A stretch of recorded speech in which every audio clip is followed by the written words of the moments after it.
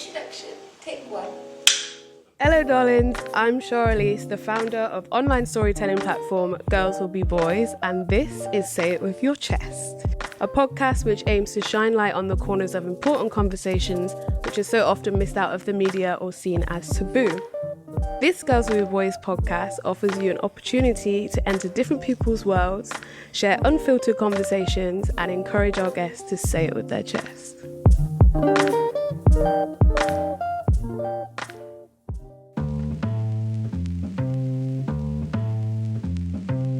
I always knew that I was a boy. It was just a different definition of manhood to me.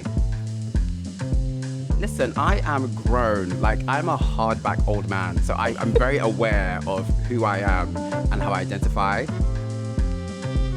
think when you are visibly dressed the way that we do, safety is something that's not necessarily guaranteed.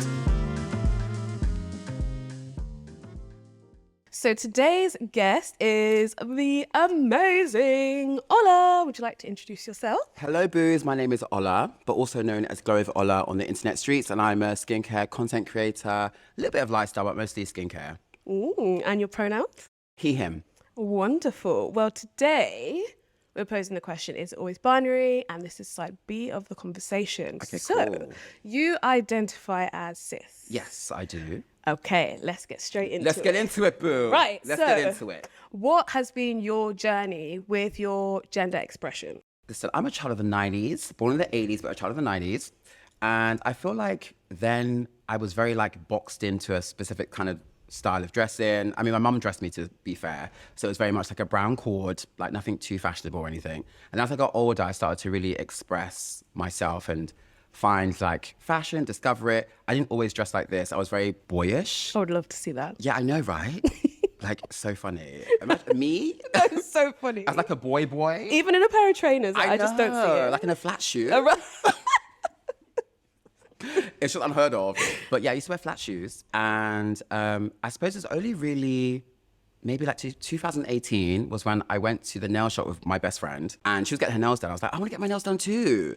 But I was like, I don't want to just have a basic manicure though. I want to have claws. So I got my first set of claws 2018. I say claws, they were so tiny, it literally just came over my nail. I mean, obviously these are ridiculous. So if you see them, they are ridiculously long. But my first set were quite demure and cute. And that's when I kind of started to thought to myself, okay, cool. If I'm exploring with nails, let's now explore more with fashion. So I started wearing, I don't know, just being more expressive with my clothes and my fashion. And I thought even though I identify as he, him, I could still be creative with the way that I dress.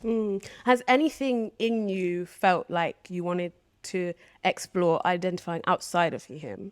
No. So when I was younger, I loved doing feminine things. I'm kind of the cliched gay. I always wanted Barbie. I actually got my first Barbie when I was 18. I was so happy. Oh, I lived. I know. So it all came true in the end. But I was always been super, super feminine. And growing up, femininity, especially in my household, very strict Christian household, is something that was very policed. Mm-hmm. And when you are a boy that doesn't act like a boy, you are policed so much. And I didn't even realize, even just the way you sit, the way you hold a cup, the way you talk, all these little things are giveaways. But even with all of that, I always knew that I was a boy. It was just a different definition of manhood to me. I feel like it's really interesting because a lot of the time there's confusion between gender expression linking to gender identity. Mm-hmm. And I feel like even that was something that I discovered because when I shaved my hair, I then felt a bit confused about both of them and was like, okay, I know I don't want to fit into the binaries of being a cis woman, but how do I navigate that because my gender expression is saying otherwise? Yeah. And I feel like that is it's a common thing that I feel like especially a lot of queer people have.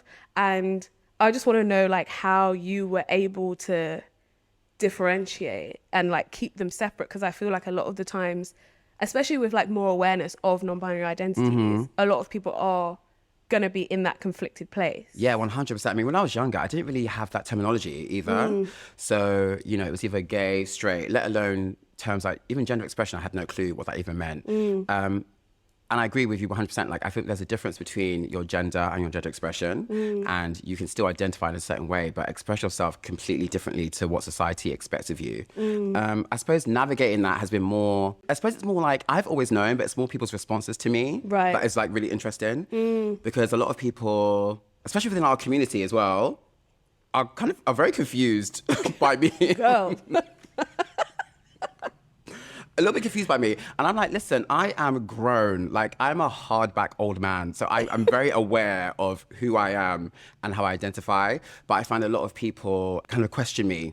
But I've always stood strong in who I am and how I identify. So it's never really been an issue. It's more to do with how people engage and interact with me, really. That's interesting. Because it is quite true, actually. I guess, like, it is all external. Well, most of the time, like, especially external things are the things that make you reflect back and be like, oh, wait, actually, is it this, that, or the other? Because this is what people are gauging from me, from the way that I'm, like, showing up in the world. Yeah. But actually, like, it is on them and it's not on you. And it's also funny to me because people are like, oh, you know, the nails, the heels, and obviously they're such visual things. And I get that. I'm not, not silly. But for me, I'm like, but these things all come off. Apart from the nails that was on 24/7. But everything else comes off. So, I'm still essentially just Ola. And it's interesting that people think that this is like the pinnacle of my gender expression when I've always been, I suppose like in terms of how I dress it is. But when I think back to like when I was 11, like I was so brave. Like I was just fearless. Like I would, I was obviously very feminine. And I would always like fight bullies back and speak up for myself. And I was always like super opinionated. And I didn't care if anyone like would give me abuse on the street or anything like that. So I always feel like that time for me, that's when I was the baddie, not now. Like that's when I was like really doing bits and bobs. Because like I said, this can all come off. Yeah.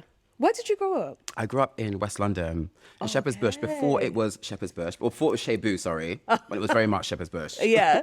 Okay, that's interesting. No, I just wondered because obviously like where you grow up has an impact on like the kind of people that are around you. No, 100%. I grew up on an estate, boo. Oh. I grew up on a council estate, so little feminine me kind of just running around the council estate. It was very interesting, and it definitely toughened me up, for sure.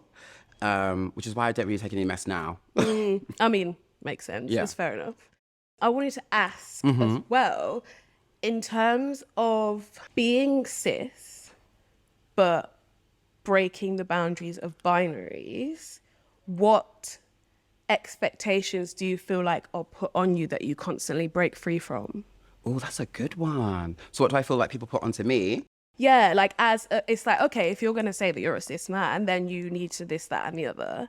What do you feel like are like the main things that, confuse people? That confuse people. I guess there is like the nails and... Yeah, I think they got thrown off by the heels and the nails and the kind of the very much the external things for sure. I don't really understand the confusion. This is something I really need to ask. I'd never asked people like why they're so perplexed. Because for me, I don't get it. I feel like the whole point of identifying as queer is that we are able to express ourselves how we feel fit. And I think sometimes I understand the protectiveness of that term and the terminology and of being queer, but I think sometimes we impose these really impossible rules onto what queer means or what this means or what man means, what trans means, all that kind of stuff. And we end up just reinforcing these narratives that aren't really helpful for us and are just as restrictive as what the big man is telling us. Yeah. I was having a conversation with Joss and we were saying that even the restrictions that like people are putting on other people also don't benefit themselves. No, 100%. But they're not realizing that like... Yeah, we were talking off camera and said, exactly the same thing. That's what's going on. Yeah, it's just so restrictive. But in terms of me, like, I don't know, I don't really let people... I've always had the thing in my head, right, I'm going to do what I'm going to do. I'm a Taurus, I'm stubborn. So I've never really let people limit what I've wanted to do, whether it's a career or how I want to dress or whatever. Obviously, when I step out into the streets, I'm aware, I'm ready for pushback because I've had that my whole life. But interestingly enough, though, recently I haven't really had very much. Most of the time, it's just people just telling me they like my shoes or they like the way I dress.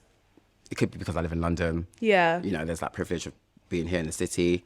Also, I'm very much going from a car to me to you. Yeah. So, I tend to put myself in spaces where least I feel I'd be safe. I think when you are visibly dressed the way that we do, safety is something that's not necessarily guaranteed. Yeah. But I try to, maybe in a false sense of way, put myself in places where I feel like at least I will be safe and accepted.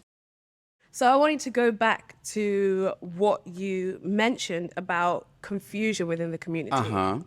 So do you feel like it's impacted dating? How is dating? Oh my God. Dating who? You see anyone here? Dating is interesting. So listen, I pretty much, it's so, do you know what? Maybe am I a weirdo? No, I'm not. Anyway, so dating's very interesting because even though I identify as cis and I'm very much my own version of manhood, predominantly I end up sleeping either with guys who are bi or who say they're straight. Okay. Yeah. Say they're straight. But I think sexuality is a lot more open than we think it is. And I think a lot of people are attracted to, I think a lot of men like femininity, whether that is a woman or not. Ooh. Straight men or just men? Just men, whether they're attracted to women, femininity, masculine. Because even like sometimes with me, like there's been some studs, babe, but I'm like, do you know what? Come on. She could peck me. Come on. Okay. I mean, I wouldn't let her, but she could. Okay.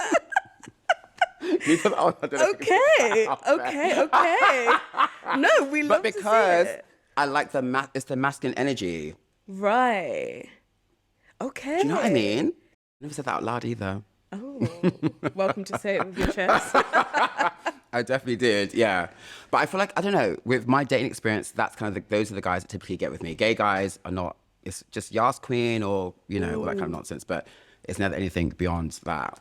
Just because I've heard stories of people who are not even as outwardly feminine as you present, but are a bit feminine. And the rejection and the level of rejection within the community, within the gay guy community has been like a lot. And it's like, obviously you think community means community, safe space.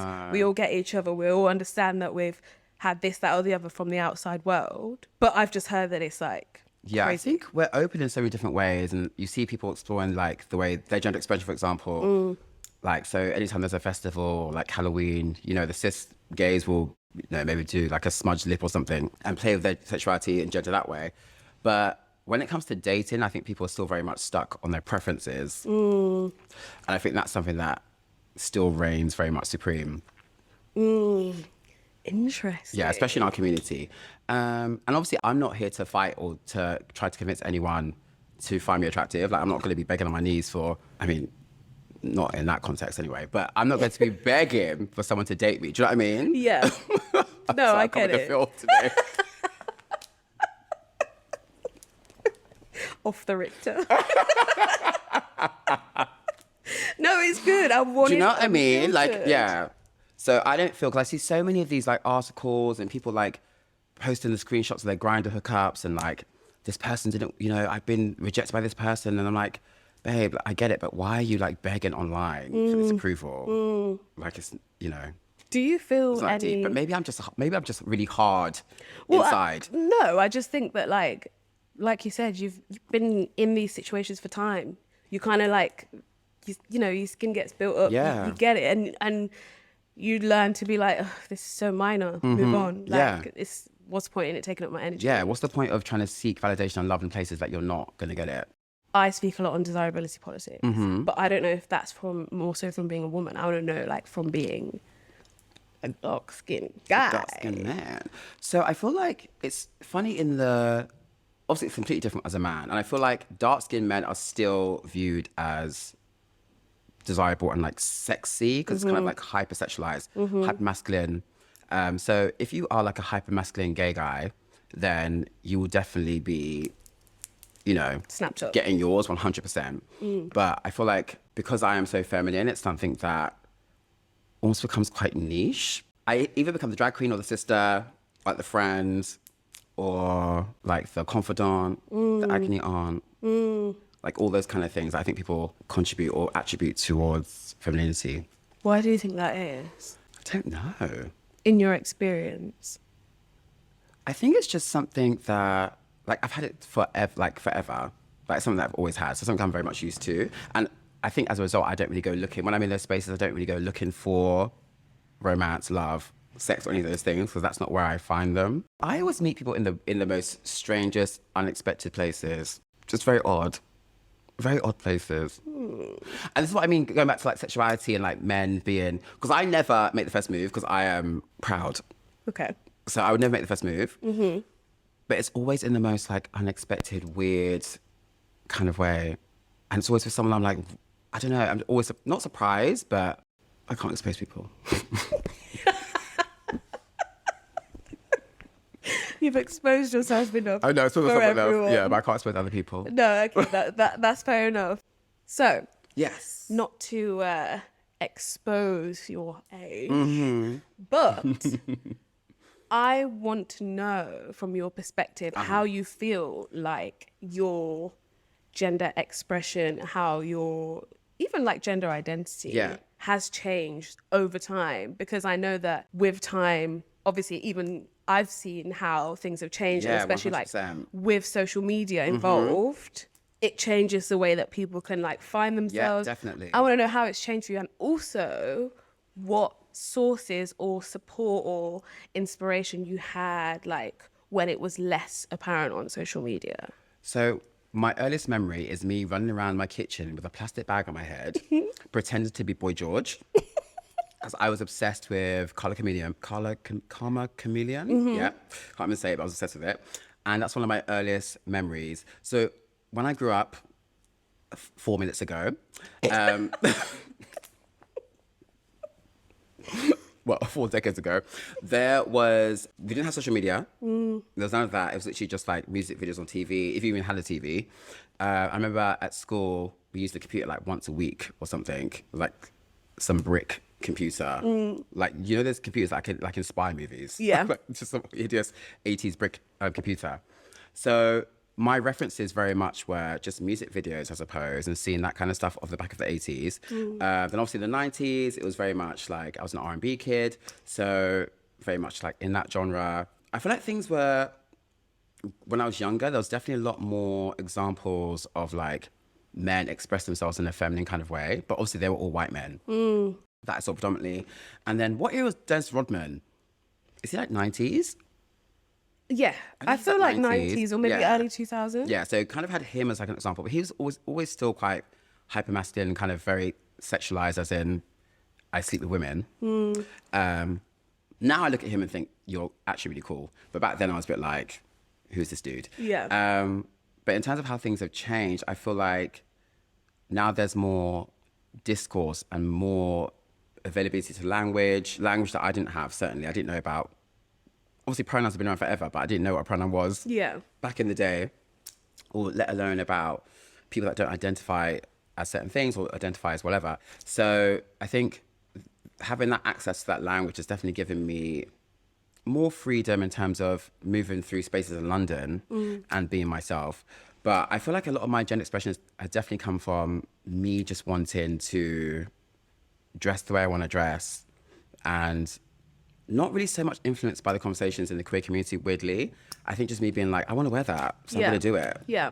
So that's definitely been kind of my inspiration, where that's come from. Do you feel like you've had, apart from music, do you feel like there's been, and since like social media came around, who then took over for like inspiration wise? I don't think there is anybody. I was gonna say, you also might not have like a direct influence that like. No, I just remember very much like as a child, obviously a huge Mariah Carey fan. Have you mentioned Mariah? I haven't mentioned Mariah, have we yet? No. I have to talk about Mariah. We have to. She's my queen. She's my boo. But I related so much to Mariah growing up. I think obviously, I mean, I don't have big hair, but I wanted the big hair, the diva, the talent, the voice, everything. But also the lyrics just about feeling like an outsider, feeling alone. Those were lyrics that really resonated with me as a child. And I think that's why I'm still such a big fan now. So if there's anyone that's kind of like inspired me, it's actually Mariah Carey. Wow. It's Mariah.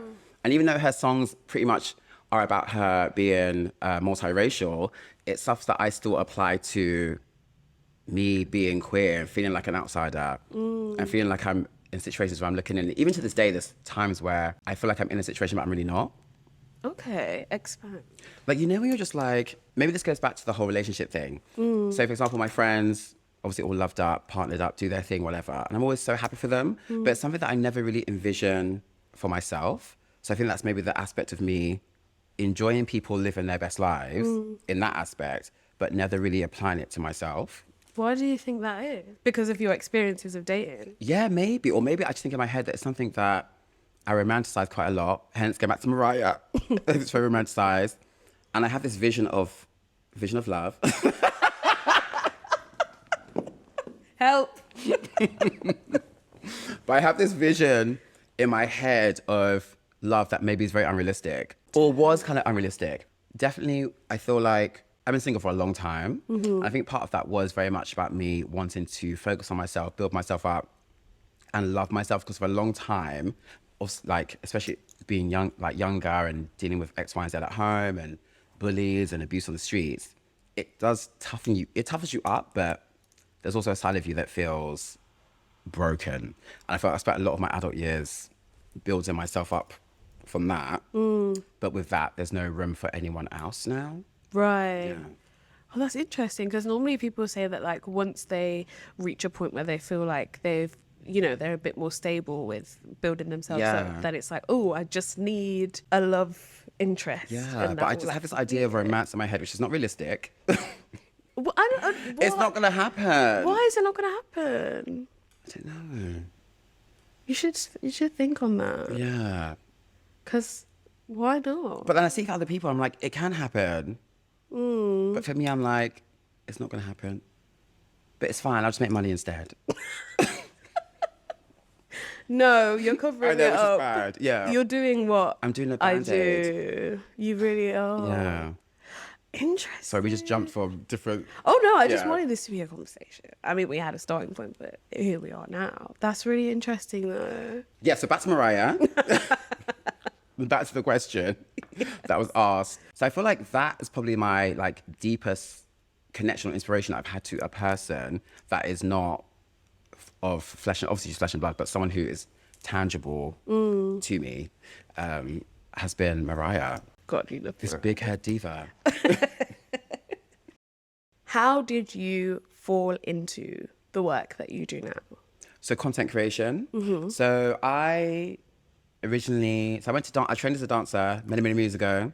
Did ballet, contemporary that's dance. why you got that body. Yes, period.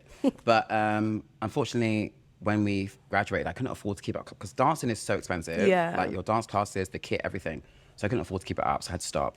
And I kind of stopped doing that. But I've always been a very creative child. I used to write short stories when I was little. I write little books and things like that. And I remember seeing like the UK wave of like influencers, like kind of UK Britpop that came around like in the early 2000s. But it was something that I never really thought I could do because, again, they were all kind of white. And then my love of skin, I've always loved skincare, always loved doing that. And then over lockdown, I was at home, I was bored, and I was like, let me just start doing funny content, skincare. And then that kind of just took off. So that's kind of how I fell into it. But I feel like it's all been connected because I just love doing anything that's creative. Do you feel like your job and like your love for skincare and like the kind of content that you create, do you feel like that has an impact also on dating situations? Because it's quite unconventional, I feel like. It's still, as much as there's so many people that do it, I even found like when I went into dating situations before Sky that like sometimes I'd feel a bit, I don't know, just a bit weird when people aren't also in the same thing, and then I'd try and like explain what it was, and I don't know, I just felt like my job said things about me and my identity before I had a chance to. I mean, people have obviously like an idea about influencers, content creators, whatever, already kind of in mind. But I don't think I'd want to date anyone in the industry though. No, I don't think so. I'd like to date someone who's just got a very like, just a normal job. Not this isn't normal, but you know what I mean. Like more traditional maybe, I don't know. Have you ever had any assumptions made about you due to your job, or people have seen the work that you do and think that you're going to be this kind of gay? Well, everyone always thinks I'm going to be different when in real life. than to how I am online. So they expect me to like, they think whenever I see in a heel, they're like, oh, you actually do wear them like offline then, or the nails are still on. Right. Yeah. Or I mean, I've met a lot of influencers that have been completely different to how they are online. So I kind of get that. But I think people, or they think you're going to be like really stuck up. So you think that people sort of have an opinion that it's a performance? Yeah. How 100%. does that like make you feel? I'm just like, listen, sometimes I'm like, good, keep it that way so you don't talk to me. But, you know, I don't know. I feel like with me over the years, I've definitely like built up shield around me. So even though I'm very like, you know, I'm a very friendly person, shout out to everybody, but I definitely have a guard up, like a protective shield, because, you know, to walk around like this on a day-to-day basis, you've got to be ready. You have to be ready. Yeah, yeah. So for me, I'm just like, well, that's fine because it's not for me anyway. Like your idea of me, that's not me, so I don't care. How do you keep yourself confident in who you are when there's people left, right and centre who are making assumptions? But I know that happens to everyone, but like I feel like when you're marginalised and when you're already going through things that like you're trying to constantly figure out, and then there's things that are constantly being put on you, how do you feel like? I feel like because I just always remember that I've survived worse. Yeah. So for me, there's nothing that anyone can throw at me now that I'd be like, oh, that would kind of break me enough, because I've survived so much in my life already to get to where I am. I'm doing a job that I love. So I'm at a stage in my life where if anyone was to project anything onto me that's not true, I'm like, whatever. Yeah. And I think age is a big thing as well. Like, because I'm 4 minutes old. So... Ola. I'm joking. That's my Mariah. Yeah. Yeah. So I turned 40 this year, the big 40. I know, I can't believe it. And I feel like when you get to 40, I'm like, listen, if I'm not going to be confident now, when am I going to do it? Not saying that 40 is old, because it's not, but I can't be shaken at 40. I'm sorry. Yeah, yeah.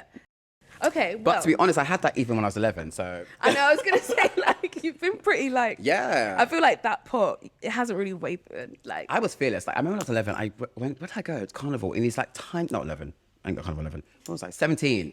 I went to Carnival in these cut-off blue denim shorts. They were so short. Batty riders. Batty riders, babe. I was in the tube, and people were looking at me, and I was like, what are they looking at? And my friends were like, Ola, like, what are they looking at? What are they watching me?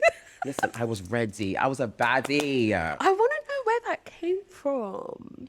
I think I've always got this thing in my head, like, no one is going to disrespect, no one could disrespect me. But, like, where did that, where did it come from? I don't know. Like, did your parents drill it into you, or, like, do you feel like maybe it was... I think because I've always just thought I'm a kind person, so there's no reason why anyone would treat me the way that they treated me.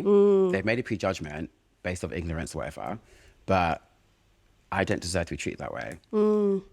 So I'm going to tell them. God, I wish everyone could have that. I do feel like I had an element of that, but also there's so many things that happen that are like just batter people down before they've even reached the age of like 12. That it's just, but you're iconic. I mean, there's a flip side to it too, because I feel like sometimes when you're always kind of on the defense, you probably maybe are not open to every single opportunity that's out there. No, I get that. I mean, it sounds like you've been pretty unapologetic your whole life, but I have a question to ask you. Ask. What's one apology that you've made in the past that you would like to take back? Oh wow. Oh my gosh. Something you feel like you shouldn't have apologized for. Okay, let me go back. Give me a flashback moment, Let's think back. Probably something maybe I said to a family member or something. Because you know sometimes where you feel like you have to behave a certain type of way so your family don't feel embarrassed by your behavior. Or so maybe something like that where I've had to apologize to a family member for mistreating me, but I've just done it to save face. No, I hear that. Well, this is your reclamation, babe. Thank you, baby. Just wanted to give you that space. And thank you so much. Are we done? We are done. Oh my God, I'm not done yet. So thank you so much, Ola. Thank you for having me. Honestly, like, it's been a blessing I just wanted to know more about you from the roots, because like I know you said you feel like you're quite a guarded person, but also I just wanted to explore, because I think it's really interesting, and people put the non-binary label on anyone who steps outside of gender expression binaries, but it's not about that. No, not at all. And I think that's kind of the main thing that, well, one of the main things I want to get across is that you can identify how you identify and still express yourself in a way that is outside of the box. And you don't have to put people into certain boxes to feel comfortable with them. Yeah. Because if you have to put me into this box to feel comfortable with me, then are you really challenging your idea of gender in the first place? Or are you just remembering pronouns? Yeah, very that. Was there anything you want to plug? I mean, Bruce, obviously I have a TikTok. I've got Instagram, iconic. Do you know what I mean? Where can they find you, babes? You can find me. So TikTok is still Globe Ola. And then Ola is my government name. Instagram is my government name even. Ola Awosika. Lovely. That's Thank me. you so much. Thank you. Mwah. Thanks for tuning into this episode of Say It With Your Chest. If you're loving the conversations that we're having, make sure to rate us 5 stars and to leave a review wherever you're watching or listening right now. Make sure to follow, like, and subscribe to all things Say It With Your Chest, and make sure you follow Girls Who Are Boys on Instagram and TikTok to know when the next episode will drop. See you next time.